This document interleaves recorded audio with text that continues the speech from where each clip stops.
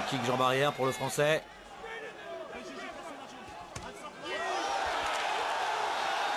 Et là, il a l'air de s'être fait contrer par le bras avant de Jérôme Le Banner, donc un direct du droit. Et là, le Néo-Zélandais est compté dès le début de cette deuxième reprise.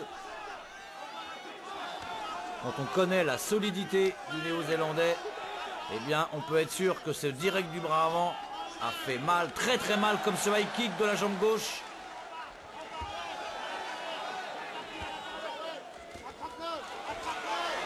Attention, réaction de Mark Hunt.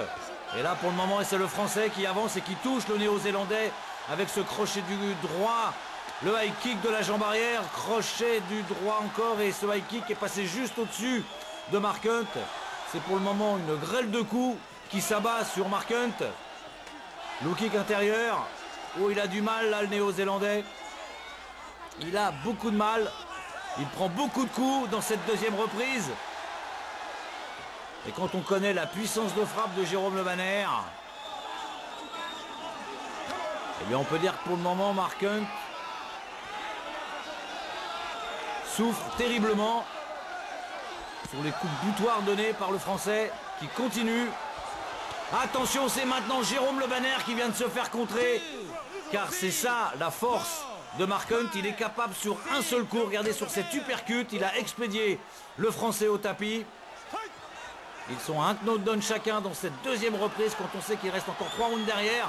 Comment Jérôme Le Banner va-t-il récupérer de ce knockdown? Il faut dire que Mark Hunt a pris pour le moment également beaucoup de coups et d'ailleurs le Français reprend sa marche en avant.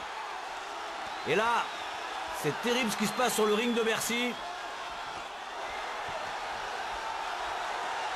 Il n'en peut plus Mark Hunt, mais il reste constamment dangereux. Regardez ce crochet du droit qui a failli toucher le Français.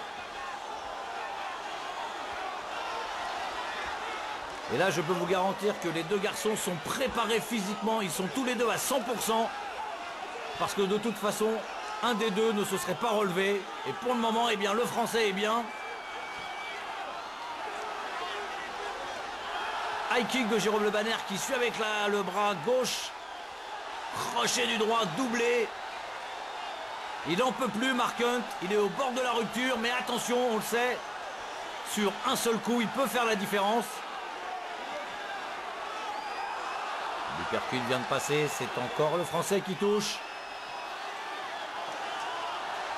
On s'est éprouvé durant cette reprise. Encore un high kick de Jérôme Le Banner. High kick donné avec la jambe gauche à 10 secondes de la fin de cette deuxième reprise. Regardez le visage de Mark Hunt. Il n'en peut plus, le Néo-Zélandais. Fin d'une deuxième reprise hallucinante.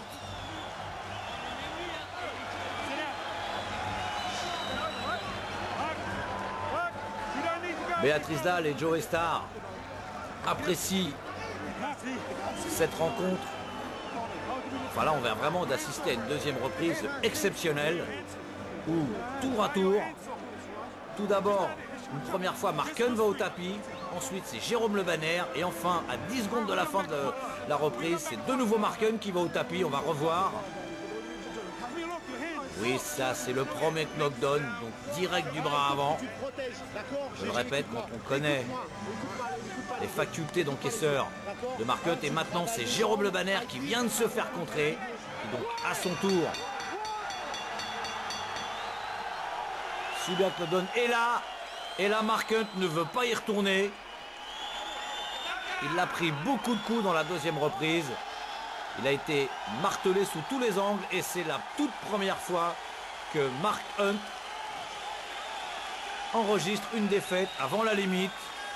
Belle victoire de Jérôme Le Banner qui maintenant pour le moment mène par 2 victoires à 1, mais là vraiment une victoire exceptionnelle du Français. Tout Bercy debout.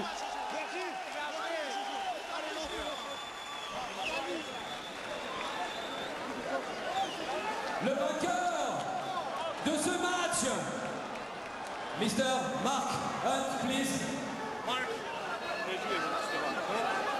Please, Mark. Nous avons assisté à un match absolument unique et le vainqueur, c'est Jérôme. Comme l'a souligné à juste titre Jean-Paul Maillet, un combat exceptionnel, unique. Jérôme Le Banner qui va avoir son trophée remis. Et je vous demande de rester car deux grandes personnalités vont monter maintenant sur le ring. Une grande personnalité de la musique, monsieur Eric Clapton, et le fondateur du K1, monsieur Ishii, vont venir remettre sur ce ring le trophée du vainqueur à Jérôme Le